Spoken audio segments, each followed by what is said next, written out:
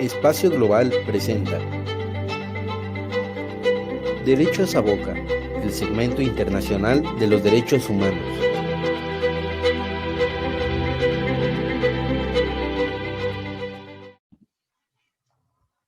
Bueno, buenas tardes a todos. Mi nombre es César Salvador Poblano Azcue, soy fundador de la plataforma y del colectivo Espacio Global.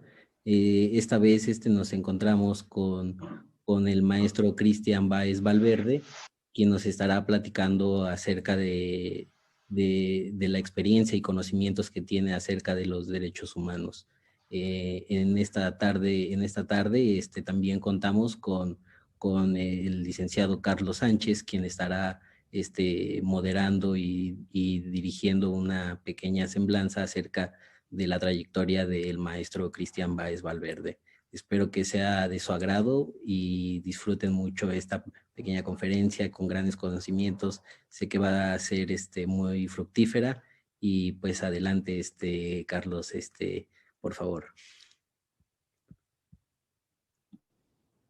Muchas gracias, César. Un gusto, Cristian. Gracias a todos por conectarse. Es un gusto para nosotros poder presentar a un experto con un currículum tan impresionante y con un conocimiento tan amplio sobre el tema de derechos humanos, que finalmente es uno de los grandes temas de la agenda global hoy en día y uno de los grandes retos para el cumplimiento de temas de desarrollo sostenible, de la Agenda de 2030 y de muchos otros objetivos que todos los países tienen. En ese sentido, bueno, me voy a permitir presentar al maestro Cristian Báez Valverde, quien es nuestro experto del día de hoy. El maestro Cristian es doctorando en Derecho Internacional y tiene una maestría en Relaciones Internacionales, además de una especialización en Seguridad Humana, Desarrollo, Comunicación Social, y cuenta con experiencia en investigación y manejo de la información, así como en relaciones públicas, coordinación institucional a nivel nacional e internacional, vinculación con los medios de comunicación, análisis, enfoque, política y media training, y cuenta con una amplia experiencia en conducción de programas de televisión, en proyectos de prensa y otro tipo de medios. Además, tiene un gran manejo de la imagen y presencia para la gestión de posicionamiento de campañas, marcas, productos y organizaciones.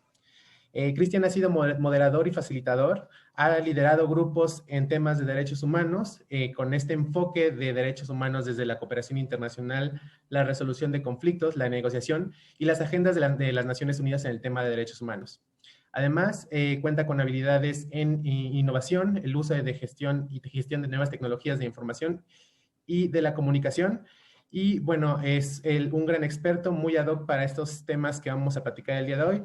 Y bueno, sin más preámbulo, me gustaría ceder la palabra al maestro Cristian para que pueda comenzar con su ponencia. Muchas gracias. Muchas gracias, Carlos. Muy buenas tardes en México. Buenos días acá en Barcelona, desde donde les saludo. Pues sí, acá estamos ya a la 1 de la mañana, pero hemos previsto esta importante charla porque creemos que la experiencia de uno puede resultar beneficiosa para muchos y cuando compartimos experiencias nos enriquecimos.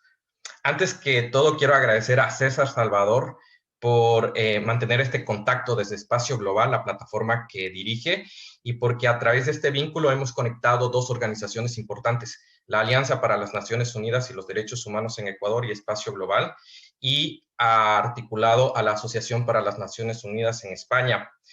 También quiero agradecer a CONJUVEC IH, que es la organización por la cual en estos momentos estamos haciendo esta actividad a fin de promover e inyectar la energía necesaria para recapacitar que los derechos humanos y que la acción social, la acción civil social, es el fundamento de las democracias, es el fundamento de la participación y principalmente la esencia para tener mejores sociedades. Partiendo de esto, quiero agradecer a todos quienes están aquí, que se han dado esta oportunidad de aprovechar esta charla, porque así la hemos denominado, y especificar un poco. La charla ha sido encaminada a Derechos a Boca, el segmento internacional de derechos humanos. Este es un segmento que yo conduzco, es un segmento internacional de comunicación. Ya les voy a explicar cómo funcionó esto y cómo nació y la experiencia que puede enriquecer mucho. Y el subtema sería de un WhatsApp a la radio internacional. Todo nació de un WhatsApp. Y es ahí donde agradezco a Carlos, que me había presentado, el que haya hecho esta introducción para relacionar la comunicación estratégica y nosotros, los internacionalistas. Entonces, la labor internacional y la comunicación. ¿Por qué? Como él lo dijo, como me presentó, yo me gradué en Ciencias de la Comunicación en Ecuador, en la Universidad Central del Ecuador, y posteriormente en mi práctica, en mi ejercicio, ya en mi labor de comunicador social, tuve la oportunidad de trabajar en gobierno, y en gobierno me delegaron una coordinación internacional y me hacía falta la formación internacional, pero autodidácticamente lo hice a través de libros, lecturas, y dije, en un momento tengo que cursar los estudios internacionales y formarme en esto. Y completé la maestría en Relaciones Internacionales y la especialidad en Seguridad Humana y Desarrollo Humano con enfoque en Derechos Humanos. Y actualmente hago el doctorado en Derecho Internacional y me dedico a la investigación. La investigación es la clave para avanzar. Entonces, ahora entro al tema. ¿Cómo conciliar estas dos profesiones o cómo nosotros podemos conciliar otras profesiones en el ámbito de las relaciones internacionales? Entiendo que estoy dirigiéndome a un público que estudia relaciones internacionales, que estudia derecho, que está en el espacio internacional y que se está formando o se ha formado o tiene cancha o tiene desarrollo en las relaciones internacionales. ¿Cómo conciliar las dos profesiones? Aprovechar los recursos a la mano. Y aquí vamos con esta segunda parte. Ya dije que tenemos que, en la carrera hacia donde vamos, identificar cuál es la formación que necesitamos. En mi caso, y eso sí, puedo hacer una referencia a ustedes.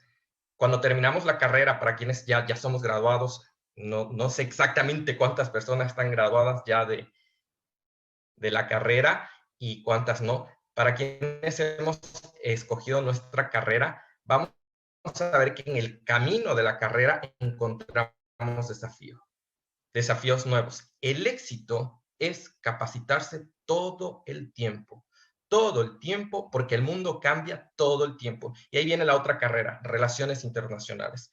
Hemos identificado que las relaciones internacionales es un irreversible. Ahora mismo hemos visto como un evento que desconocemos exactamente su origen. Sabemos que nació en la China, la pandemia por COVID-19, pero de la cual los científicos aún siguen observando resultados, afectaciones, y aún se están comprobando los antivirus, ¿cómo se llaman? Las vacunas.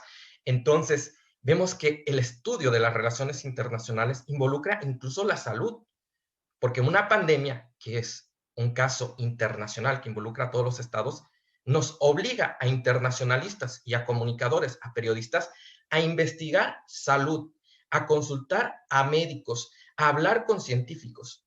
Entonces, tanto en la comunicación como en las relaciones internacionales, el éxito o la clave es capacitación constante todo el tiempo, porque el mundo está cambiando. Ahora, mientras yo estoy hablando, el mundo sigue cambiando y sigue dando vueltas. Ya ven, estamos desde la 1:08 de la mañana en Barcelona y ustedes están a las 6 de la tarde con 8 minutos. El mundo sigue dando vueltas. Paso a la segunda parte de esta exposición. Me tomará unos 30 minutos. Aprovechar los recursos que tenemos a la mano. ¿Por qué? Dependiendo de cada condición geográfica, de la situación propia de cada uno, de sus capacidades, podemos aprovechar nuestras virtudes, nuestras capacidades y nuestras aptitudes. Si somos muy buenos para la comunicación, potenciamos esta línea. Si somos muy buenos para la oratoria, potenciamos esta línea. Si somos muy buenos en el análisis y la planificación, potenciamos esta línea. Si somos muy buenos en la vinculación y en los contactos, reforzamos esta línea, porque esa es la que nos va a abrir las puertas y la que nos va a permitir luego desarrollar nuestra profesión. La historia de Derechos a Boca. Y ahora sí entro en la materia. Derechos a Boca, el segmento internacional de derechos humanos. ¿Cómo nació Derechos a Boca? Pues yo publiqué un libro en Ecuador, mi segundo libro de autoría propia mía. Tengo varias publicaciones en Ecuador y el primer libro fue un éxito que no lo tenía previsto. El primer libro refiere a un ícono de la cultura ecuatoriana, se llama La Iglesia de la Compañía de Jesús, el barroquismo hispanoamericano. Y cuando yo hice esta investigación, la hacía para comunicación social, y luego de ello, quien fue mi directora en el ámbito de la investigación me dijo, publica esto, porque no es justo que el trabajo se quede para los académicos, sino que la sociedad entera debe conocerlo. Y le digo, pero yo soy muy joven, no he de publicarlo. Y me dice, públicalo y te garantizo que yo te respaldo. Yo respaldo esa publicación y esa publicación será conocida. Cuando escuché que era el respaldo de ella, era de nada más y nada menos de Jimena Escudero Albornoz. Y ella es una importante historiadora y parte de la Academia Nacional de Historia en Ecuador, parte de la Academia de Letras en Ecuador, profesora de la Pontificia Universidad Católica del Ecuador, trabaja en el Fondo de Salvamento de los Tesoros Nacionales en Ecuador y también parte de la Oficina de Patrimonio Cultural. Ella hizo el informe por el cual Quito fue, mi ciudad, yo soy quiteño, fue declarada el primer patrimonio cultural de la humanidad junto a Cracovia. Y cuando ella me dijo, yo respaldo esa publicación, significaba que todos los libros, como 10 libros que había leído de ella, y que ella fue mi tutora externa porque necesitaba información, entonces su respaldo significaba una puerta en el mundo académico. Y entonces cuando me dijo eso, me arriesgué y dije, publico. Al cabo de la semana de la publicación, con una presentación de ella, me contactaron desde Washington y me dijeron, Cristian, usted es el autor de este libro sobre la Compañía de Jesús, que tiene 7 hallazgos nuevos, lo hemos leído, evidenciado. Era eso, era evidenciar algo que estaba ahí por mucho tiempo. Nadie se detuvo a ver, a observar y detallar cosas que ya estaban en una iglesia tan antigua que empezó en el año 1600 su construcción y que terminó en el 1700 y pico. ¿Por qué hago esta introducción? Porque hace falta que alguien nos empuje o nos dé un solo apoyo para respaldar una iniciativa que luego puede transformar nuestra vida y quizás transformar la vida de muchos. En esa época, varios medios me convocaron para hablar sobre los hallazgos y los descubrimientos. Entonces fue así que me convertí en un investigador que hace hallazgos y descubrimientos. No era mi intención tan solo publicar, pero vi que tenía mucha fuerza y ya me dieron una bienvenida en el espacio académico. Resulta que hago mi segunda publicación ya en el tema de asuntos internacionales sobre el proceso de integración americana. Se llama la UNASUR, la Unión de Naciones Suramericanas, en el cual evidenciamos todo lo que ha significado este proceso de unificación americana, pero también identificamos las fallas, los elementos a corregir, hay unas conclusiones, hay unas recomendaciones a los hacedores de la política internacional, a quienes conformaban la UNASUR, al secretariado, a las comisiones, al Parlamento, al gobierno mismo del Ecuador. El libro fue enviado a la presidencia de la República, a la presidencia de Argentina, a la presidencia de los países comunitarios, los 2 estados de UNASUR. También estuvimos con embajadores y el libro tuvo menor éxito que el primero, que tenía hallazgos en la cultura, pero tuvo éxito porque partía de una investigación que unificaba los 12 países y que aportaba en donde pocos habían escrito. Y es tanto así que en la universidad donde yo actualmente hago el doctorado, el libro tiene 3 copias. Yo no lo sabía hasta cuando llegué y lo estudian acá y yo soy el autor y también estudio en esta universidad. Entonces, eso también es para demostrarles que debemos motivarnos. ¿Qué resulta? Que yo publico este libro, el de Una América en el Sur, y inmediatamente voy a la radio, a la televisión y voy a un programa de radio de mi maestra en radio universitaria, radio de la Universidad Central del Ecuador. Mi maestra de locución de radiodifusión me dio la oportunidad de hablar sobre el libro. Pero previamente a esto, 15 días o un mes antes, alguien de mi red de contactos, de mis amigos, colegas, me escribe y me dice, Cristian, ¿puedes informarme, por favor, acerca del derecho internacional? Una duda que tengo. Y le mando un audio de WhatsApp. Era un audio sencillo de WhatsApp, duraba 3, 4 minutos porque me alargué en puntualizar lo que él me pedía. Y el audio Me dice, tu audio es muy bueno. ¿Puedo compartir a mi red, a mis contactos por la información que nos das? Digo, claro, si es una información que te la estoy dando como opinión y que es pública, la puedes investigar y encontrar, pero te la he dado, compártela. Él comparte a su red en materia de derecho e inmediatamente se multiplica el audio y tiene un éxito. Y me dice, Cristian, ¿puedes enviarme otro audio explicándome más sobre los derechos en esta materia? Y le envío otro audio. Y me dice, excelente, es que ahora todo el mundo está compartiendo tus audios. Y me pidieron el audio del locutor. Y entonces yo me reí, porque dice de locutor. Le digo, ¿y por qué te dijeron de locutor? Porque creen mis colegas que tú eres locutor en algún programa y que das estas explicaciones. Y por eso me pidieron más audios de locutor. Y le digo, no, pero los hacía exclusivamente para ti y sabes que no estoy en la radio. Y me dice, lo sé, y nos reímos y fue jocosa la anécdota. De ahí nació Derechos a Boca, de un WhatsApp, de una información de 3 minutos, que resulta, como he dicho, tenía las entrevistas en televisión, radio, por mi segunda publicación, y visitando a mi maestra Ivanova Nieto, posterior a la entrevista, hablamos también sobre los hallazgos que habíamos hecho, y me dice, Cristian, me gustaría invitarte a participar en nuestra radio, a hablar sobre regionalismo, sobre derecho, sobre comunicación. Nos hace falta personas que creen programas nuevos con información más profunda, que no sea una información superficial, sino más profunda. Y le digo, tengo una idea, Ivanova. Hace poco, mis amigos, mi red de contactos, me pidieron unos audios en materia del derecho y era sobre asuntos internacionales, más bien dicho sobre derechos humanos. Y no estaba muy claro alguna información sobre derechos humanos y me gustaría enfocarme a los derechos humanos porque siento que en mi sociedad, Ecuador, se habla de los derechos humanos y la gente habla de derechos, pero no profundiza, no sabe cómo se concatena esto, de dónde nace, a dónde va, cómo se vincula legalmente, a quién acudo. Entonces le digo, me gustaría apoyar con un programa en esta línea. Y me dice, pues bienvenido. Y comienza, me dan un espacio en la radio semanal y eso fue genial, porque no me costaba nada, contribuía a una universidad tan prestigiosa, tan grande como es la Universidad Central del Ecuador Pública, que es la primera, la histórica, 400 años en la academia, 400 años ha cumplido la universidad y participar en su radio era ya toda una gran cosa cuando me lo dijeron. Me sentí muy afortunado y muy distinguido por eso. Y comenzó el programa Derechos a Boca. ¿Cómo comenzó? Como un segmento cortito de 10 a 15 minutos.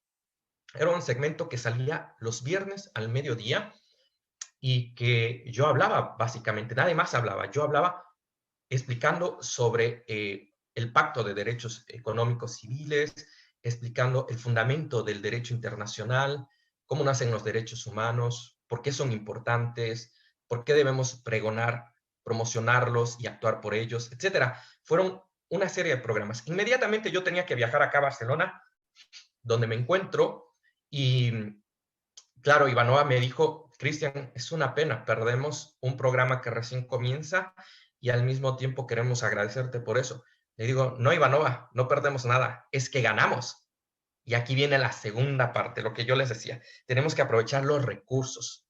Yo sabía que llegaba a una universidad muy grande, la Universidad Autónoma de Barcelona, que tiene un campus gigante, que tiene radio, televisora, que tiene 2 estaciones de tren, que tiene estaciones de bus, que tiene buses internos, que tiene ciudadela universitaria. Entonces, que tiene una infraestructura gigante. Y dije, no será difícil que yo, un doctorando calificado, por el cual me piden que vaya a Barcelona, mantenga el segmento desde la infraestructura española. Y simplemente solicité a la radio en Ecuador, de la Universidad Central del Ecuador, mantener mi espacio.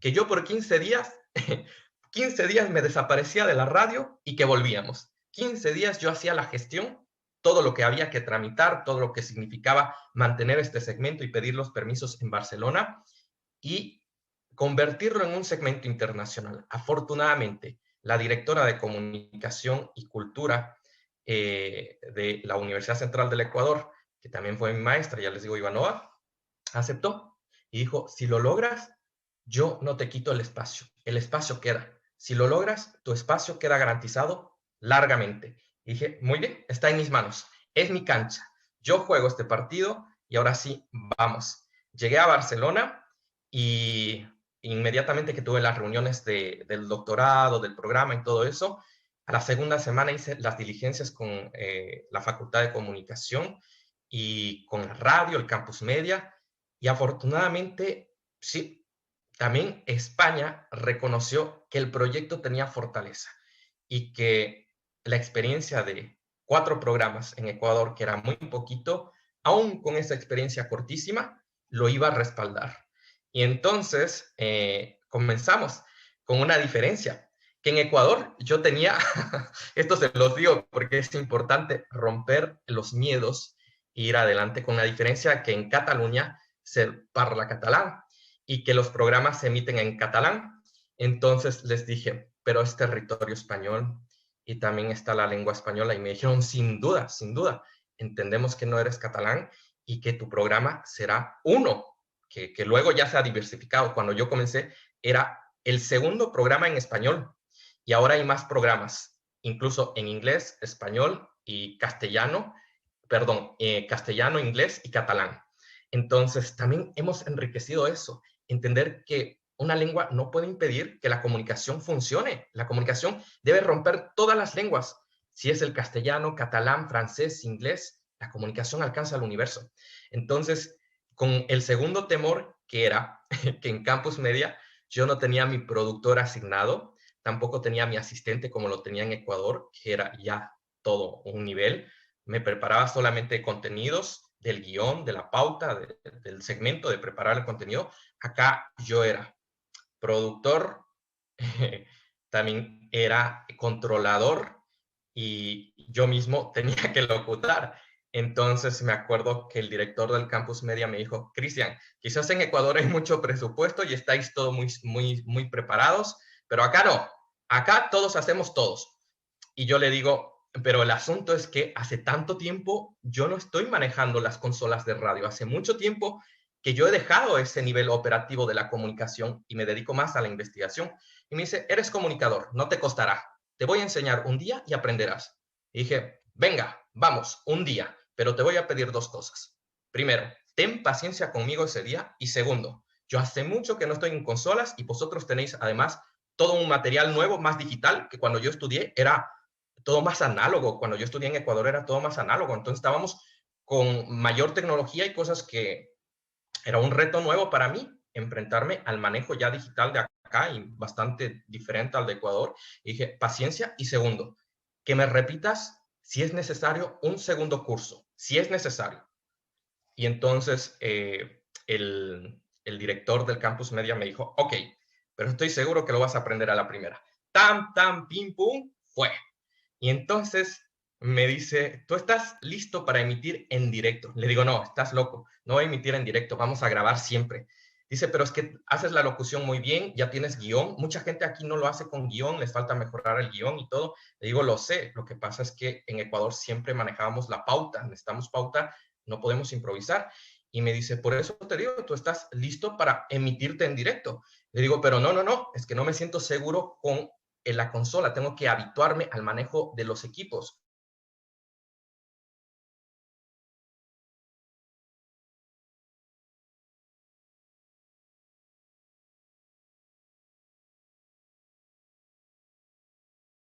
Ecuador, 2 radios que la transmiten, lo transmitieron también en televisión local en Ecuador y la COVID frustró el proyecto de televisión de derechos a boca, porque tenemos los estudios de televisión que actualmente están paralizados acá, porque tenemos que hay restricciones muy complejas en España y ustedes entienden que es uno de los países que tiene un número altísimo de infectados por COVID y mientras la pandemia no logra solucionarse porque estamos en la tercera ola, no sé, en México supongo que están en la segunda ola, acá ya vamos a la tercera, de ola en ola, y las vacunas todavía no logran distribuirse al mayor número de la población y es muy compleja la situación. Entonces no podemos emitir en televisión y está cerrado los estudios de televisión, pero la radio sí que está abierta.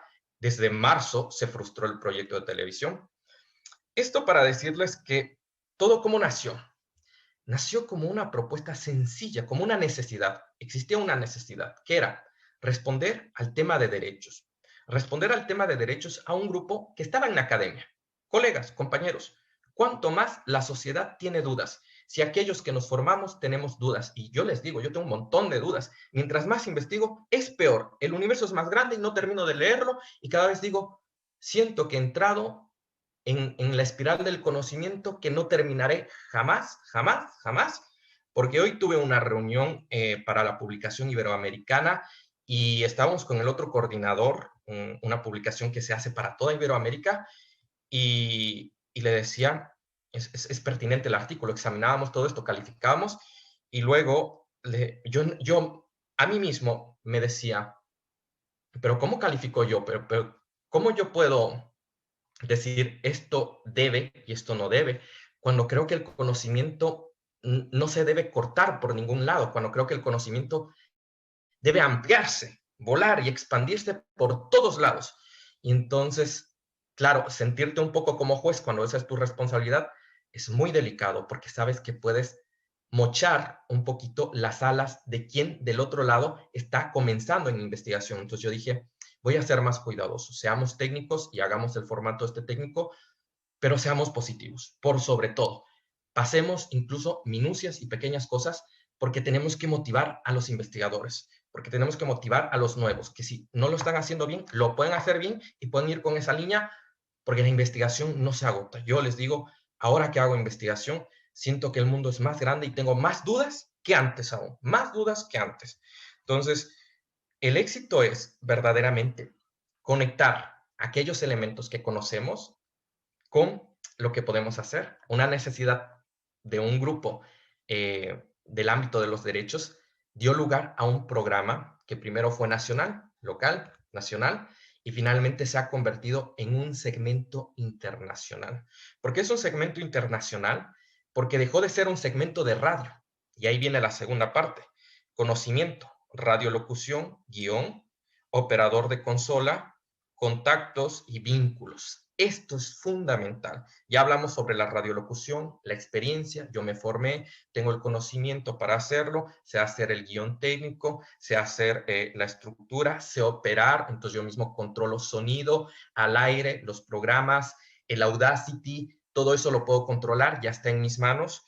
También, ahora, ¿qué nos toca? Lo que faltaba, contactos y vinculación, porque no es suficiente tener el programa si no se divulga, si no llega a las masas. Entonces ahora yo necesitaba que esta información que es valiosa, importante, que se queda en la radio académica, porque UAB Radio es una radio académica, UC Radio es una radio académica, UTPL Radio es una radio académica, Next TV era público, base, y Radio La Calle, que lo transmitía, también era público, base, pero tenemos que llegar con un lenguaje más de base, de territorio, porque si nos quedamos en lenguaje académico, llegamos solo a académicos. Entonces, ¿qué sucede ahí? Vimos que teníamos que aprovechar los contactos y los vínculos. Dejó de ser un segmento de radio en el momento que empezamos a utilizar las redes sociales. Y este es el mundo, amigos. Este es el mundo en el cual estamos. Internacionalistas, comunicadores, deportistas, comerciantes, economistas. Les voy a hacer una reflexión. Ahora ustedes me ven, yo les veo. Realmente, el que me ven no soy yo. Y les aseguro, este que me ven no soy yo. Porque es el reflejo de mí. Muchas veces un reflejo distorsionado. De pronto la luz ahorita me hace más blanco, los ojos más claros, el pelo más blanco. Si ustedes me ven, quizás hay más canas acá. Este es un reflejo. Es la realidad virtual. Estamos en el espacio virtual. No estamos en la realidad. La realidad de carne y hueso es esto. Yo tengo un lapicero, un bolígrafo, que ustedes no alcanzan a ver todo su detalle. Pero la realidad virtual permite que ustedes vean o que yo emita un mensaje que ustedes ahora lo pueden tener. ¿Cuál es el gran problema, amigos? Que la virtualidad puede distorsionar o dañar. Posiblemente, acá son la 1:30 de la mañana y ustedes están en las 18:30 y en mi ciudad están a las 19:30. Probablemente yo podía haber grabado este video y ustedes estaban viendo un video. O muy probablemente yo podía haber grabado un video y editar muchas partes. Como se dan cuenta, la virtualidad es un reflejo de la realidad, no es la realidad. Este espacio es un espacio virtual, no es la realidad. La realidad es el lugar donde yo estoy, aquí, donde yo siento, donde vosotros sentís, vivís y actuáis. En México actuáis. Yo estoy actuando acá, en Barcelona. Yo siento el frío de una ciudad fría. Estamos en invierno. Vosotros probablemente están en calor. Aparentemente yo estoy con calor porque he prendido la calefacción. Pero afuera hace un frío que llegamos a 2 grados. Eso no lo siente. La realidad está distorsionada. Por eso les decía, nos estamos enfrentando a un mundo de virtualidad, de realidad virtual, donde las mentiras, donde los engaños, los bulos existen, donde muchas cosas no son real y la sociedad, esta sociedad internacional de la cual formamos parte, está siendo guiada por muchos líderes con reflejos equivocados, con valores equivocados y con otros con valores mejor y acertados. ¿Quién dice qué es lo acertado y quién dice no? Nosotros asegurándonos de constatar la fuente, asegurándonos de que esto nos es útil, de que nos sirve y que funciona. Entonces, nosotros, ¿quién más es juez? La sociedad tiene sus propios jueces, claro que sí, cada estado, pero esa es la realidad, los jueces de realidad. Entonces, se viene este mundo. ¿Por qué hago esta reflexión? Porque yo me daba cuenta que aprovechaba los contactos, pero mis contactos eran virtuales. Entonces, el segmento dejó de ser radio, porque si bien comenzó en radio y se emitía por radio y sale por radio en vivo y en directo, a través del 100.3 FM al mediodía, siempre sale en radio. Además, se repite en otras radios, llega a través de YouTube y llega a través de las plataformas como Espacio Global, que tiene la difusión del segmento, y a través de N plataformas, a través de Instagram, a través de Facebook, LinkedIn, Twitter, va llegando por un montón de plataformas y yo no sé quién más va repartiendo y todo el mundo, porque en mi correo electrónico, yo al final del programa siempre digo, estoy a las órdenes y yo soy Cristian Baez y me encuentran en Facebook, mi correo electrónico, y me llegan mensajes al WhatsApp y me llegan mensajes al correo electrónico de números insólitos. Entonces, no tengo control de quién me escucha, quién me ve, porque sé que nos están escuchando en Alemania, de donde he recibido mensajes, en Portugal, de donde he recibido mensajes, en Estados Unidos, en Chile, en Argentina. Sé que llegamos a una red de contactos gigante, y que nos escuchan en América, desde Canadá hasta Chile, y en Europa, al menos estos países: el Reino Unido, Alemania, Holanda, Italia, Portugal y España, Francia también, al menos estos, donde actúa mi red de contactos. Entonces, me he dado cuenta, y esto sí que es importante ponerle atención, que nuestra red de contactos ya dejó de ser solo México, dejó de ser solo España, ha dejado de ser solo Ecuador.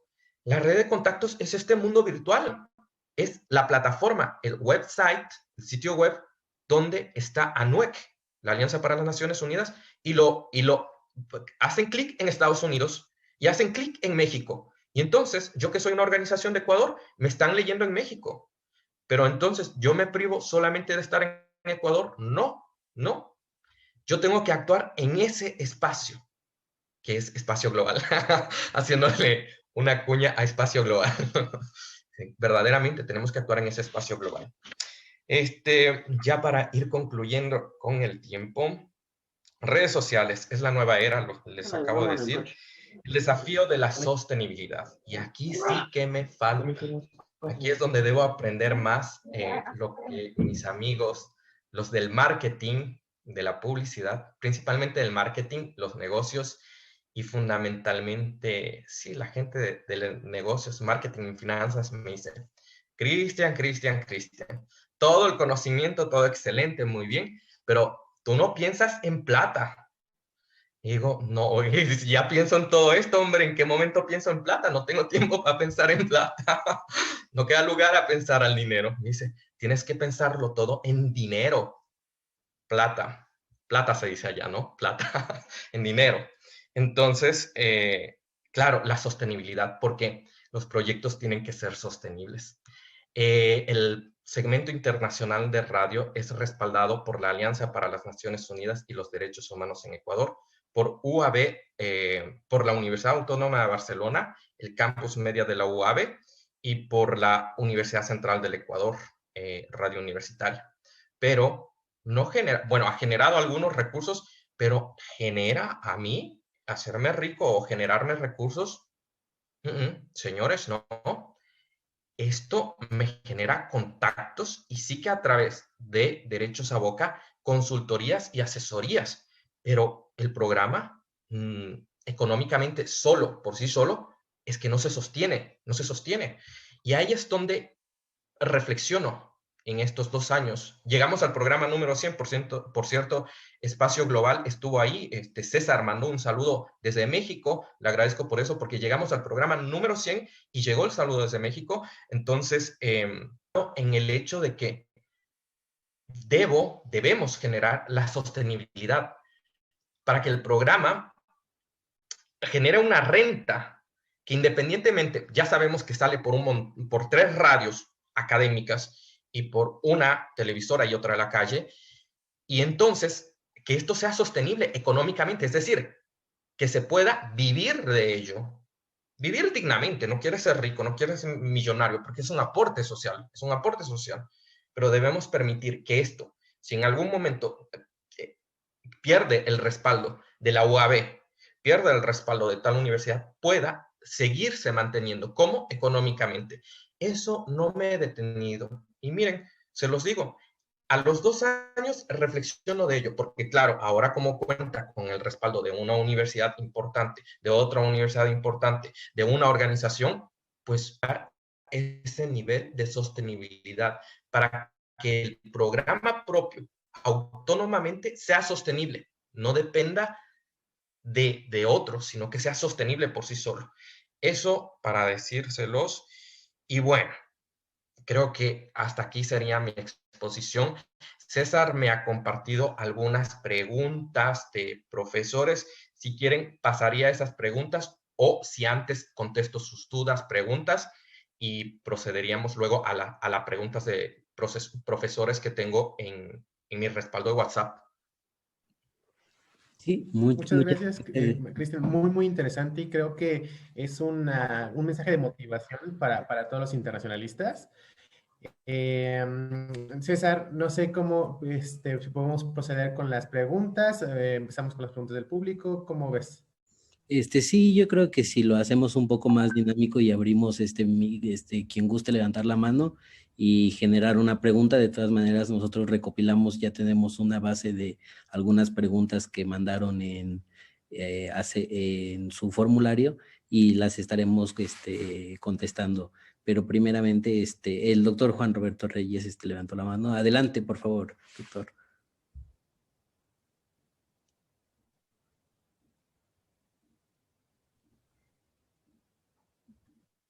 Muchas gracias. Y claro, un saludo a Cristian, una felicitación por su charla. Y desde luego también un saludo a Charlie, allá donde se encuentra, Carlos Sánchez. Claro que sí, un gran colega también, y a pues César aquí en Espacio Global, a mi colega Sandra Gámez, a Bárbara, por supuesto. Y ahora sí que a todos en este espacio que está llevándose a cabo. Fíjate que primero un comentario y luego, mira, creo que cuando estabas hablando, tu experiencia me hizo recordar la propia también. Aquí en México, en mi país, yo empecé hace bastantes años una trayectoria similar con una asociación que sigue por allí todavía y que pues tratamos todo en un planteamiento académico. En los primeros años hubo cosas muy emotivas, conferencias, tratamiento de los grandes problemas globales, la búsqueda de soluciones. Nos incorporamos igual al trabajo como ONG, a las actividades en donde buscábamos con la sociedad muchas soluciones, en fin, así se fue pasando el tiempo.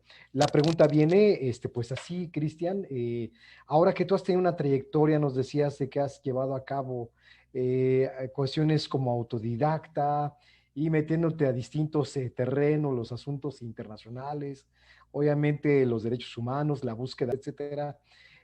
Pues primero te querría decir, ¿cuál crees tú que haya sido tu experiencia, vamos a así a plantearlo, la más fuerte en tu trayectoria, como lo llevas así, la más significativa, lo que podrías aportar abriendo esta brecha? Y por otro lado, ¿cómo ves tú el futuro ahora que hablabas de pues la situación que hay por allá donde te encuentras? Una situación muy difícil por la pandemia. Decías que estaban en la tercera oleada, si no mal recuerdo, algo así mencionabas, la tercera oleada. Dándonos tu visión del futuro, te comento un poquito la expectativa desde acá, por esa idea de la visión del futuro. Aquí se ha apostado a que en este año, lo que va a lo mejor después de mayo, junio, empecemos a ver la posibilidad de un regreso gradual a las cosas, ya no la normalidad como antes, pero sí un retorno. A lo mejor tarda un poco más, pero allá en España, bueno, donde te encuentras, ¿cómo está la perspectiva? ¿Crees que por la crudeza de la situación vaya a ser algo más prolongado? Igualmente, pues, desarrollando todas las actividades que estás llevando a cabo en este plano. La segunda parte fue más larga de mi pregunta, pero espero que haya quedado claro.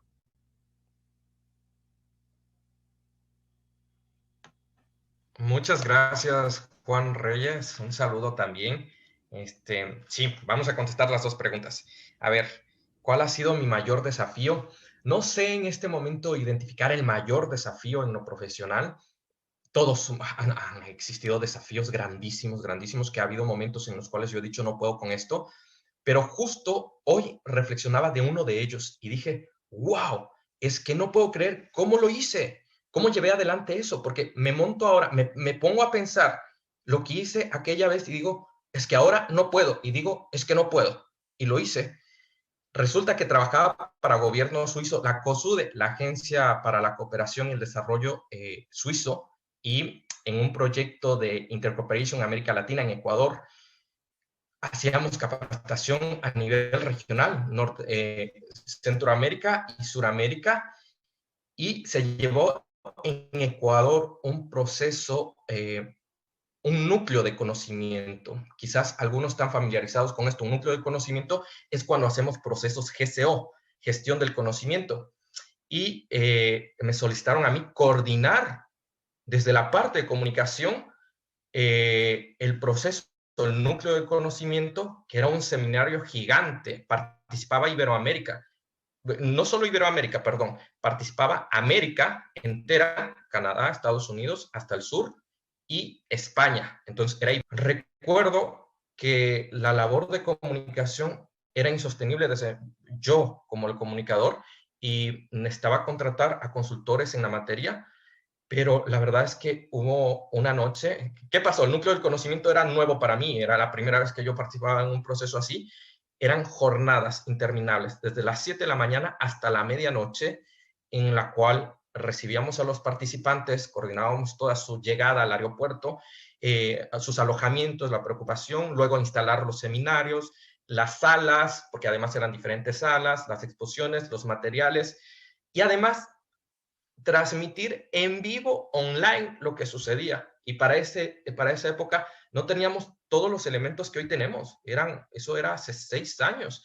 Yo hubiera querido tener estas cosas que ahora tenemos. Entonces yo me partía la cabeza y decía al webmaster, a alguien que contratamos, decía, necesitamos hacer esto en directo, y no sabía cómo, y me decía, hay esta herramienta, ocupemos esto, y hacíamos malabares para lograr las cosas que hoy tenemos. Pero es que tocaba pagar mucho dinero en data, en espacios, y además había que hacer plataformas del conocimiento para difundirlo todo, y a la final de eso se generaba un libro. Mira cómo era esa época, no hacías el digital, pero además generabas un libro físico para entregar a todos ese día. O sea, cuando terminaba el seminario en Quito, todos tenían que irse con el libro físico. Entonces era correr a la impresión, diseñarlo, todo. O sea, era impresionante. Ese creo que fue uno de los retos más grandes, porque fue un reto regional, toda América más España, y que me colapsó a mí. Hubo una noche que yo dije, no puedo más, es que necesito dormir. Fue una semana, pero me colapsó. Y hoy pensaba y dije, wow, ¿cómo lo llevamos adelante? Y fue durísimo, pero fue una experiencia que me enriqueció brutalmente, porque desde ahí yo aprendí lo que es núcleos del conocimiento y sé generar los núcleos de conocimientos. M4P, M4P, la estrategia para escalar en el sistema. Entonces ya sé dominar esas herramientas muy buenas que los suizos las aprovechan. Sí, sí. Bueno, la segunda respuesta, la crudeza de la situación en España. A ver, estamos en la tercera ola.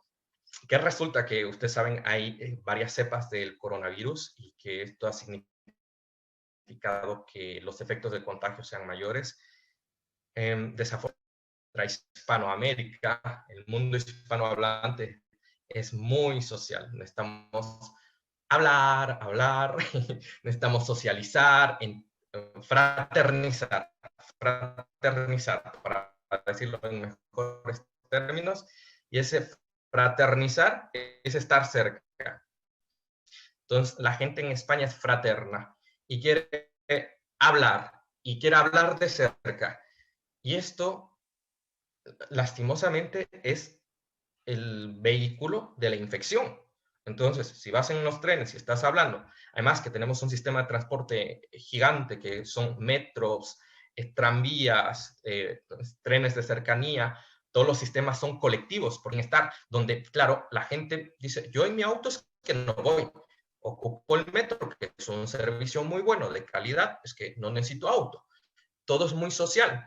Todo el mundo es muy social, acá no hay miedos de que te roban, te asaltan, no, todo el mundo está hasta tarde. Entonces las autoridades han tenido que limitar. Terrazas me refiero a los lugares para comer, terrazas, bares y todas esas cosas, y también limitar mucho las salidas por comarcas. ¿Qué son las comarcas? Esto suena un poco antiguo, es lo que llamaríamos departamentos, en donde vosotros, departamentos.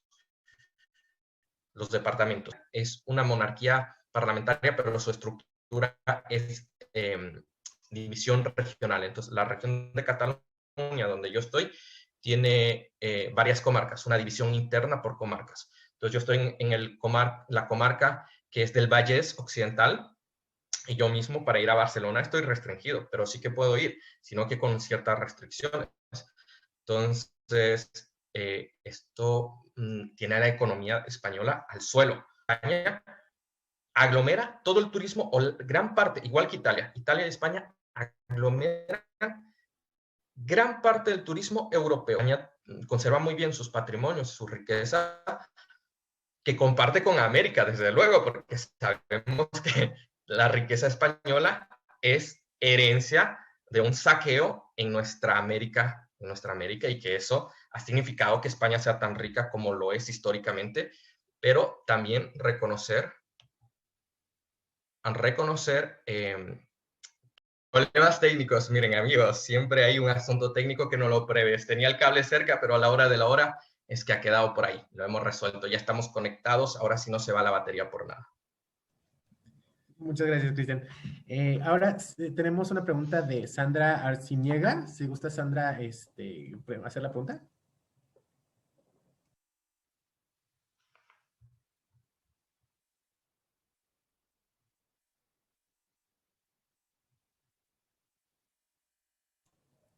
Sandra, ¿andas por ahí?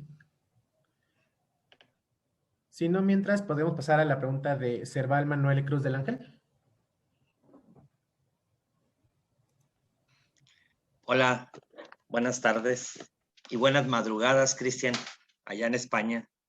Muchas gracias. Primero quiero agradecer a César Poblano por habernos invitado a esta excelente conferencia.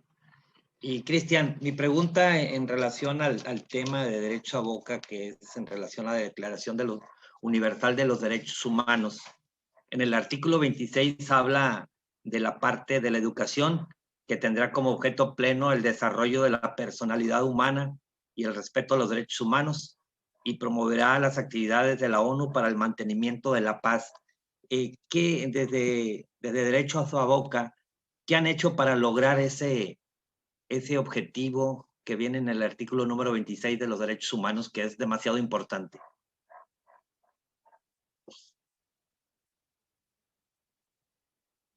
Sí, muchas gracias, Serval, bienvenido.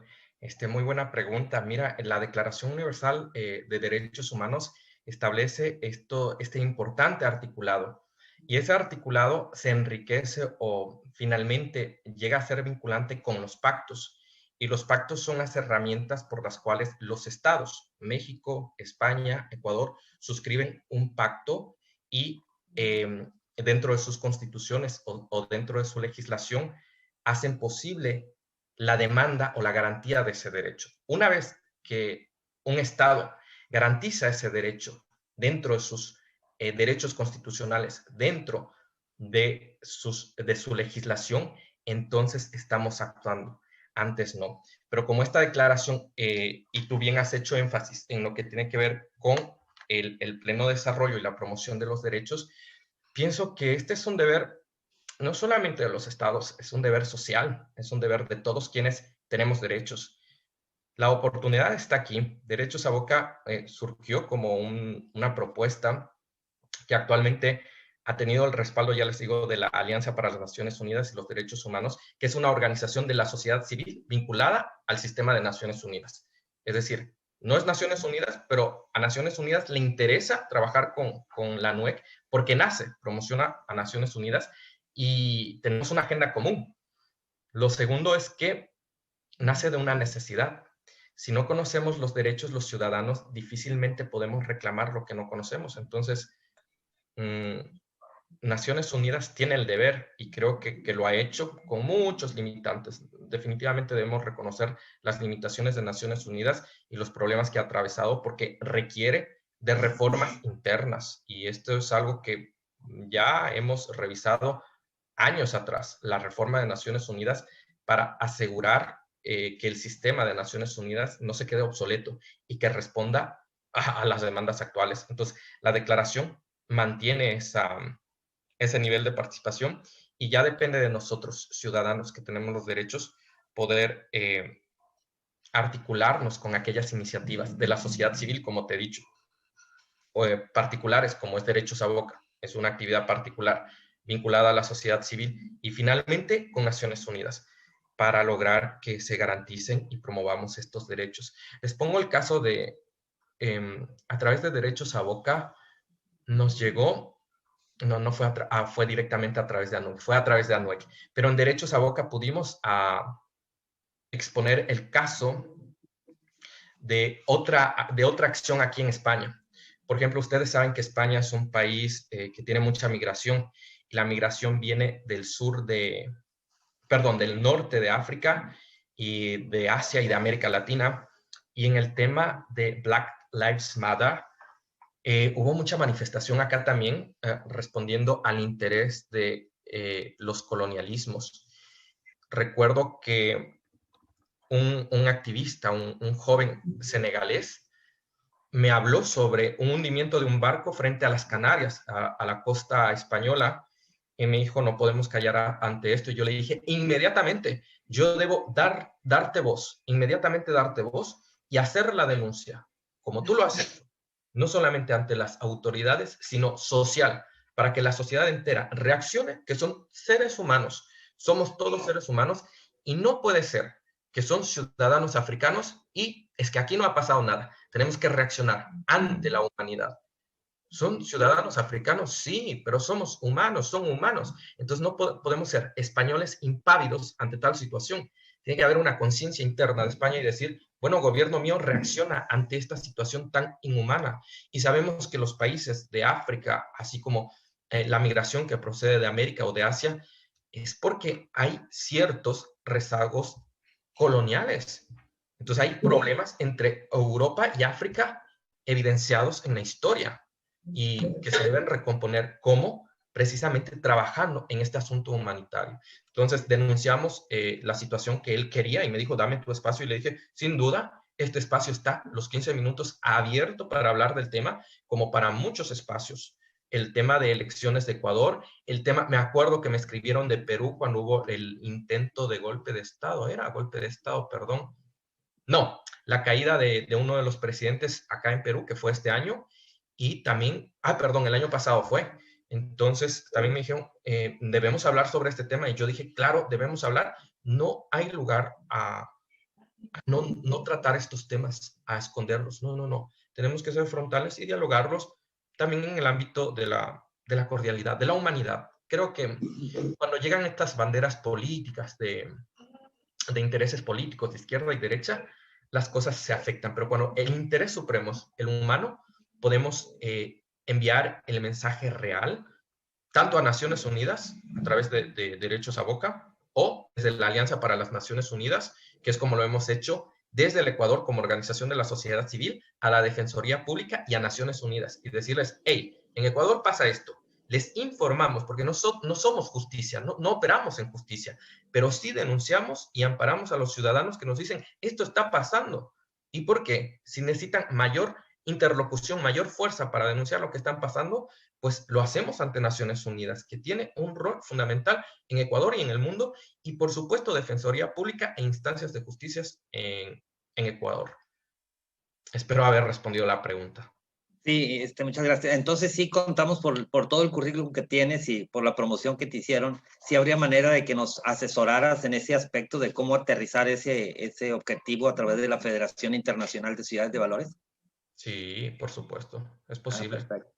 Ahí le voy a pedir de favor a César que me pase tu número o algo para estar en contacto, porque sí me interesa mucho esa parte.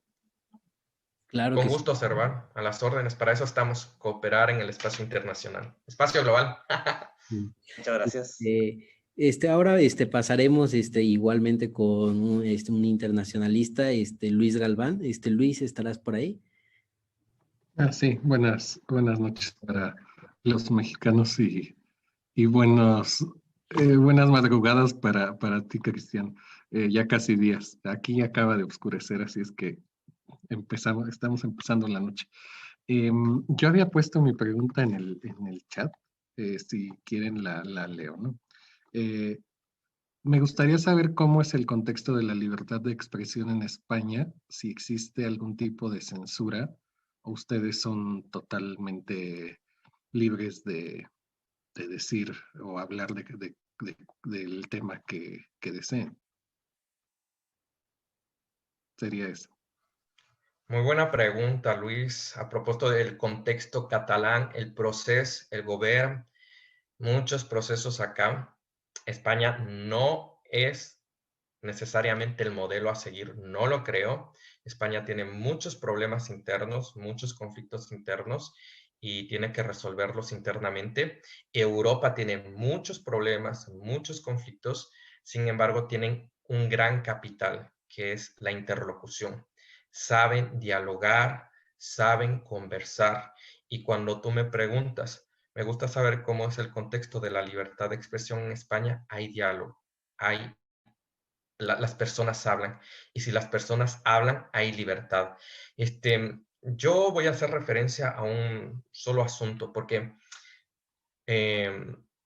siento y creo que los medios de comunicación, al igual que en América Latina, México no escapa a la realidad de Ecuador, a la realidad de Argentina, a la realidad americana, a la realidad de Estados Unidos. Al igual que en toda América, los medios de comunicación operan con grandes monopolios o grandes empresas que asocian a otras empresas. Entonces, los medios de comunicación privados muchas veces se sienten dueños de la verdad, cuando lo que son emisores de una verdad que está ¿en quién? En la institución pública, de una verdad que está ¿en quién? En la sociedad civil. Entonces, los medios de comunicación no son dueños, son los medios, de los medios a las mediaciones. Entonces, ciertamente la comunicación debe ser regulada, más aún en estos momentos cuando tenemos redes sociales que no son medios de comunicación tradicionales, pero se han convertido en los nuevos medios. Son los medios digitales. No son medios de comunicación, pero se llaman medios digitales. Las redes sociales tienen el poder de callar a un presidente, al presidente de los Estados Unidos. ¿Quién controla eso? Twitter solita se controla. ¿Quién dice qué está bien y qué está mal? Entonces, pienso que en España, y haciendo referencia a este contexto, existe libertad, pero es necesario una ley de información o comunicación que también está regulada en el ámbito comunitario. Recuerden que España está sujeta a las políticas europeas. Entonces, en materia de redes sociales hay regulación, en materia de bulos hay regulación y España tiene algunas regulaciones comunitarias europeas y otras propias, pero que no aterrizan en una ley, hasta donde yo sé, no aterrizan en una ley de comunicación, no hay regulación, hay plena libertad, bastante, y puedo creer ya en la libertad social, libertad de las personas a hablar, que también hay mucha libertad. He visto recientemente, es que esto ha sucedido hace 2 días aquí en Cataluña. El próximo 14 de febrero son las elecciones catalanas, entonces vamos a elecciones este domingo y el domingo elegimos en Ecuador, entonces del domingo que elegimos a Ecuador nos vamos este domingo a Cataluña y en Cataluña hay elecciones parlamentarias y se conforma gobierno regional.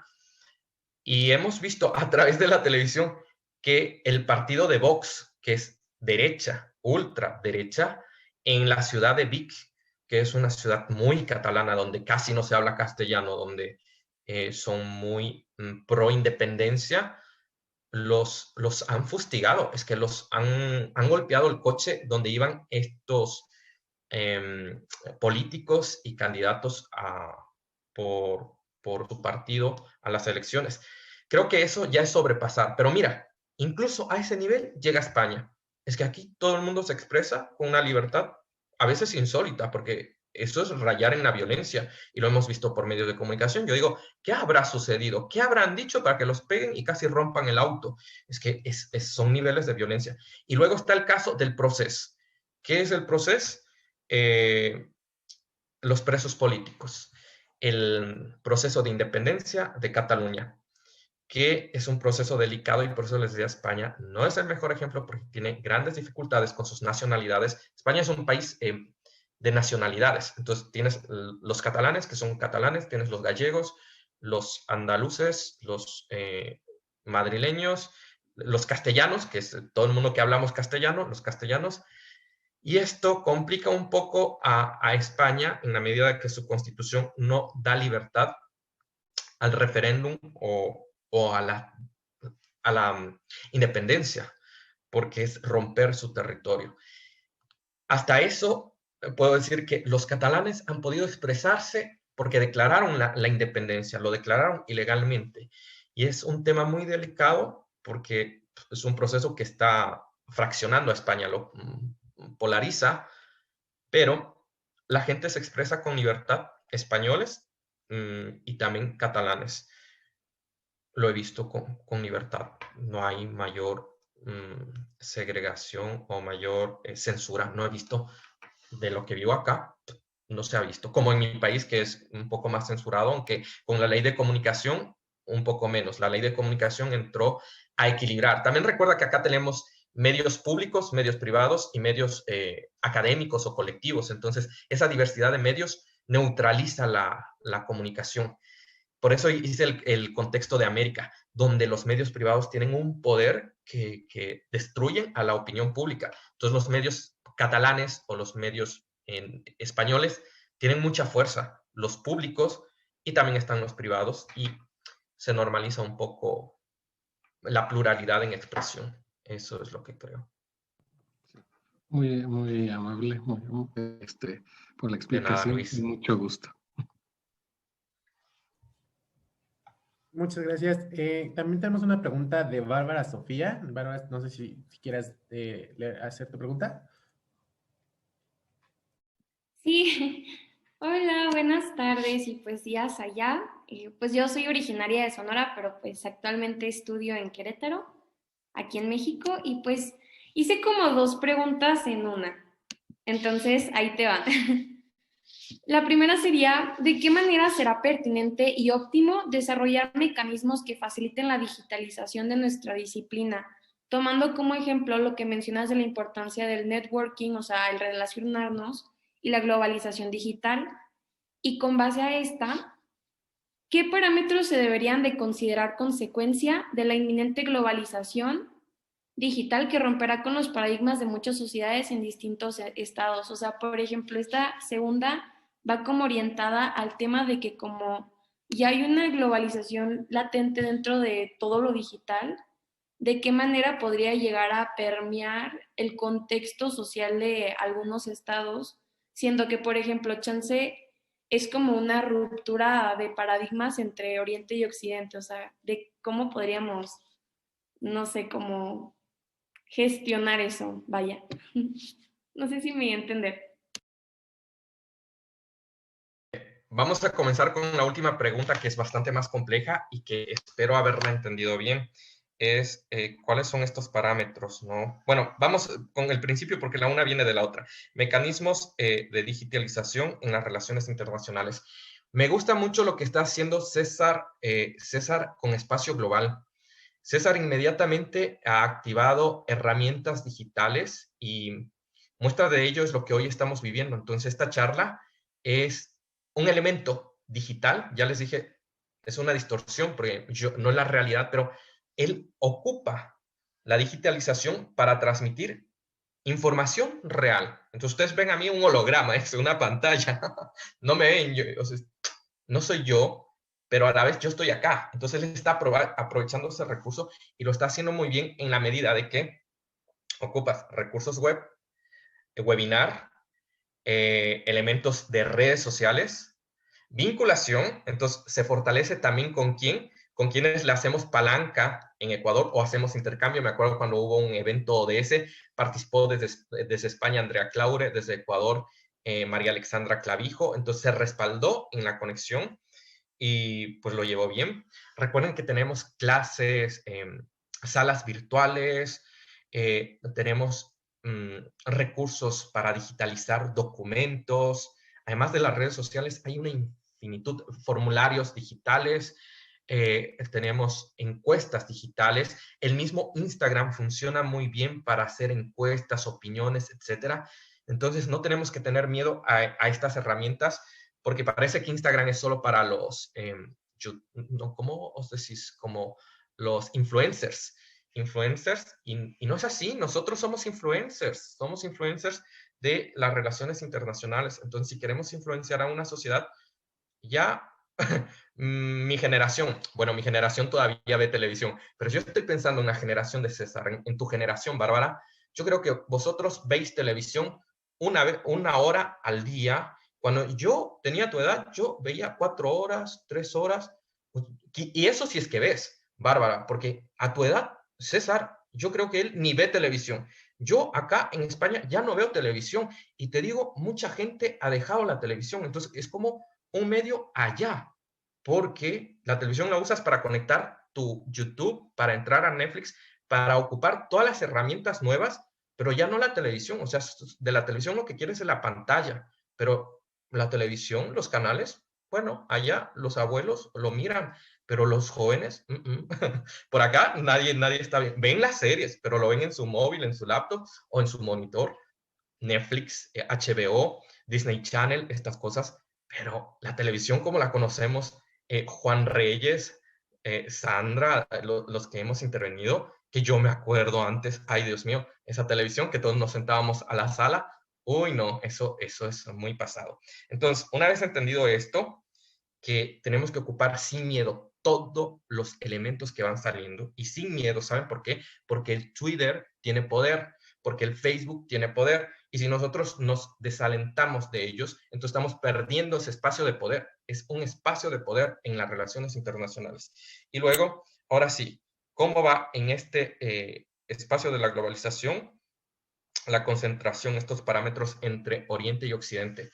Ahí sí que tenemos una fractura, porque si es bien que Occidente está, el mundo está globalizado comercialmente, políticamente, ideológicamente, se fractura el mundo. Se fractura norte-sur y se fractura occidente-oriente. Porque hay desventajas en tecnología. Entonces, la realidad que yo vivo en España, el acceso a un mundo de servicios, a bibliotecas digitales, a repositorios, porque se me daña mi laptop en la universidad, me dan otra, un mundo que parte de México no lo tiene y que estoy seguro que mi país, Ecuador, no lo tiene. La universidad mía no, en Ecuador, la UCE, no le da a sus estudiantes laptops. Entonces aquí si tú tienes un estudiante que no tiene por A o B, se le rompió el computador, se le dañó, puede solicitarlo en la universidad, venir con su carnet, le dan, termina su semestre, devuelve la laptop. Muy normal. Igual que los libros, igual que tú quieres bases de datos digitales, pides y te dan la asesoría, es que te dan las licencias, te dan todo. Entonces son unos servicios de primer nivel. Y en Ecuador hay una diferencia, porque si no tienes el móvil, si no tienes el laptop, ya faltaste a clases, ya faltaste a una serie de recursos, ya estás faltando a esta conferencia. Y esto sí que nos pone en desventaja, en desigualdad, y es lo mismo que pasa con Oriente. En Oriente, tristemente, la realidad de India es diferente, la realidad de Siria, Dios mío, la realidad de Siria, un país francamente destruido, la realidad del Líbano, la realidad de los países de Oriente, vámonos también hacia un poco más a Oriente, ¿no? China, Japón, hasta cierto punto Japón muy occidentalizado. China con las... China es un caso aparte y les voy a decir por qué. Esto es muy importante. China es sur, es occidente y es oriente. ¿Qué pasa con China? China es parte del grupo de los países pobres, de los países en desarrollo, pero también es el país en desarrollo. China es parte de los pobres porque tiene pobreza y tiene dificultades serias dentro del área rural, pero también es el país más, con la economía más fuerte del planeta, que lucha ahí con Estados Unidos. Entonces, China en sí es un país de tremendas desigualdades y de diferencias, que es un caso aparte. Pero si vemos a Oriente, ponía el caso de China porque también tienen redes sociales diferentes a las nuestras, ¿no? Hay muchas limitaciones. Entonces, si yo quiero entrar con mensajes a China, voy a fallar en los recursos occidentales. Tengo que ocupar los recursos orientales. Estoy pensando también en algunos países árabes donde necesito el idioma.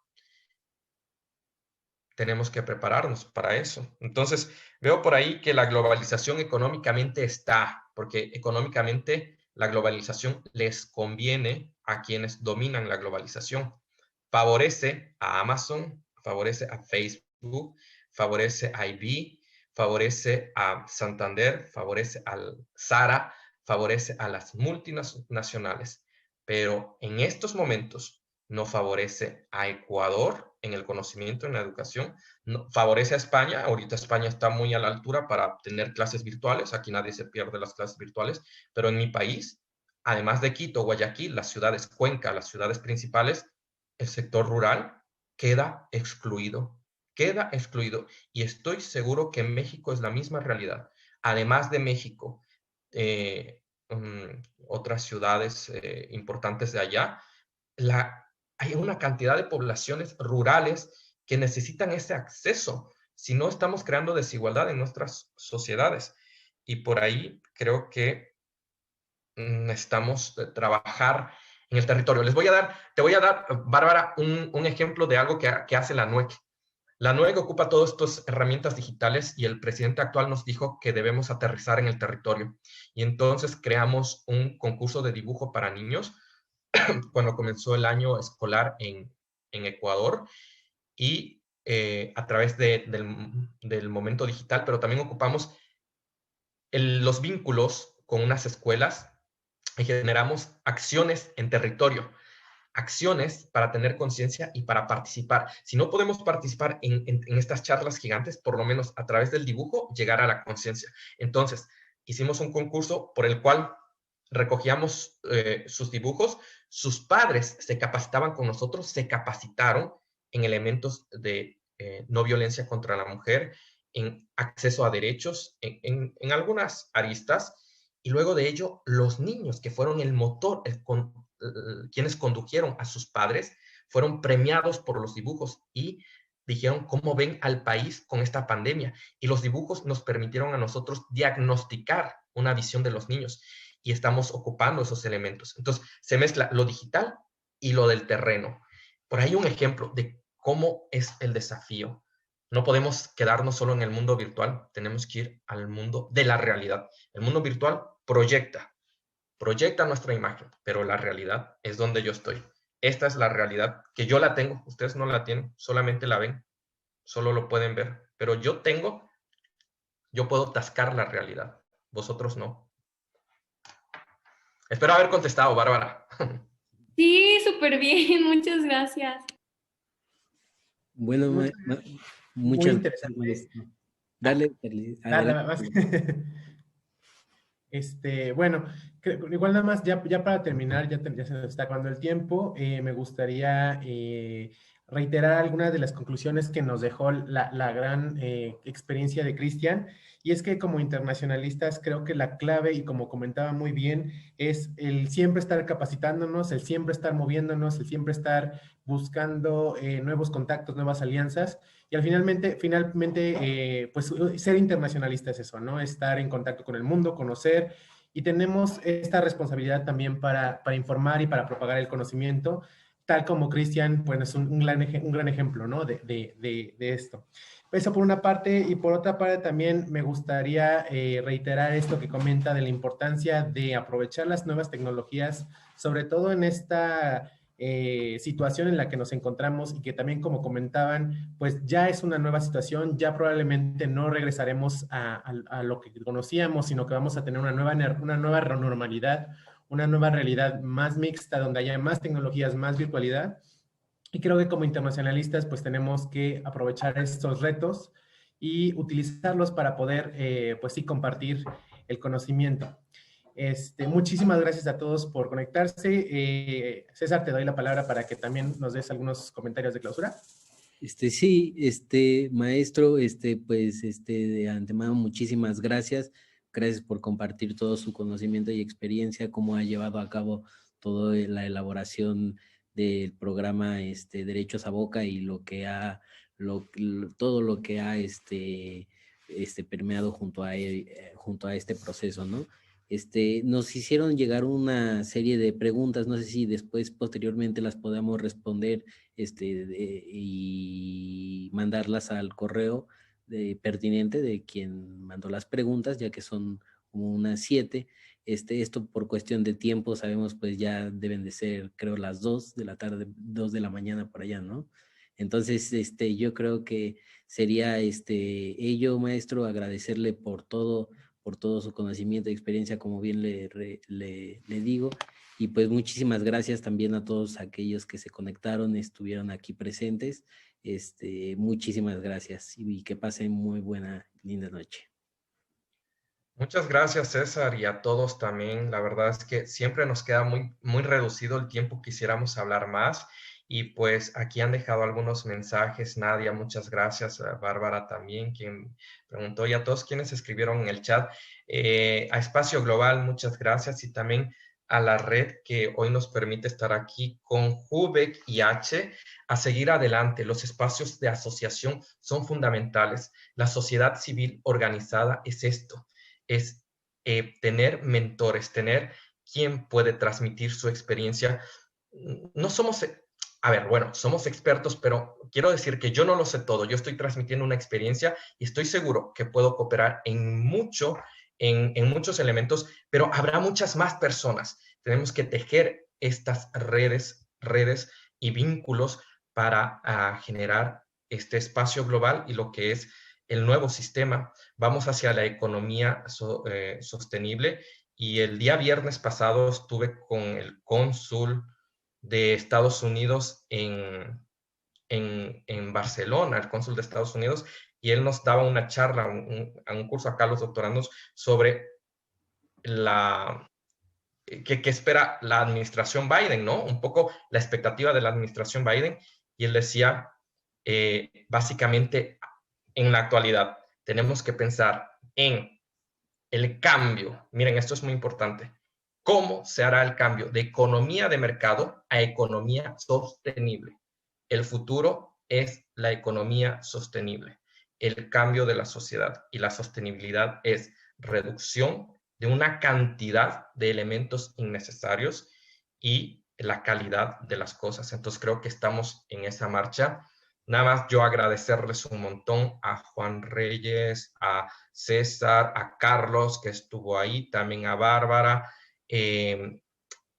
bueno, a todo el mundo, a todo. Veo muchos nombres. Muchas gracias a Sandra y a todos, y a las órdenes para cooperar. Siempre estamos acá, a las órdenes.